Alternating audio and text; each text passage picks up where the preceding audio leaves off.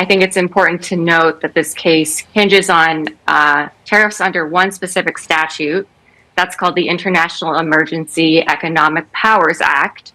And that is a statute that it is not a trade law, and it has never been used to impose tariffs in the past. It actually sits under Title 50 of U.S. Code, which is war and national defense. All the other tariffs that the administration has used in the past are actually within the trade code. And so the word tariff doesn't even appear in this statute.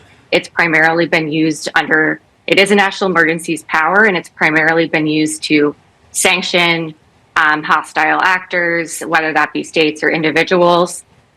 So this is actually a very novel use of the statute, which is why it's unsurprising that there have been over 700 challenges filed to these tariffs, which cover approximately $1.6 trillion in U.S. imports since they apply to almost every country on Earth.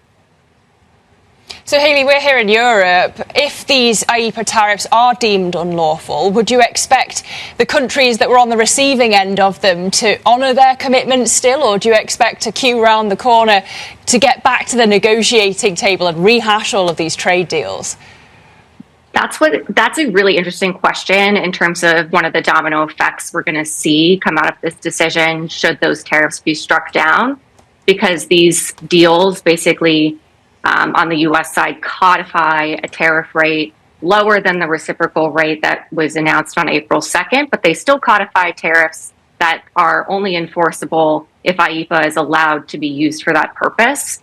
And so it's going to be interesting to see how the EU reacts, how the UK reacts, if the leverage of the 10% tariff for the UK and the 15% tariff rate for the EU kind of goes away.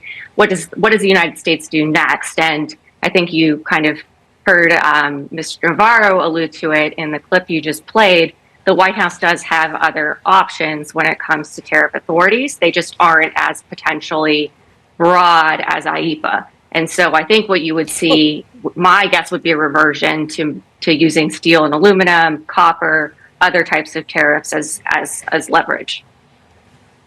And how long do you think it would be before Plan B takes effect? Because Valerie Teitel, our reporter earlier, was alluding to the opportunity that window would create when it comes to corporate margins and profits. Yeah, I mean, I think if I were the White House, I would have a plan. I know they already have a Plan B in place. They've said that publicly. It's just a matter of what that looks like. There is a provision in trade law that has not been used yet called Section 122 that can be put in place pretty much immediately for 150 days for a ring around the collar style 15% tariff. So that could be an interim kind of holding position for the White House while they do the necessary investigations to ramp up, let's say, Section 232 or Section 301 tariffs. And so I think that's a great graph to show here.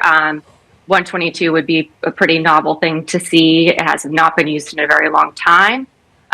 Section 338 also has some guardrails on it, which I think is why the administration has so far relied more on 232s and 301s.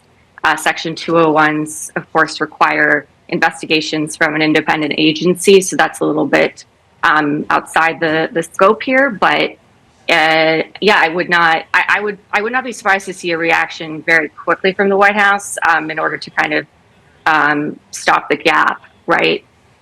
In terms of the tariff rate that's being applied pretty much globally, even though it varies by country. But surely, if these tariffs are deemed illegal, it's going to be an absolute customs nightmare. Is Congress going to have to pass legislation in order to process the refunds? Yeah, I think that's another really great open question. And the logistics of getting a refunder can also be really difficult depending on who the importer of record is. In a lot of cases, it's freight forwarders that are paying the tariff up front and then forwarding on the bill to the end customer, the importer within the United States.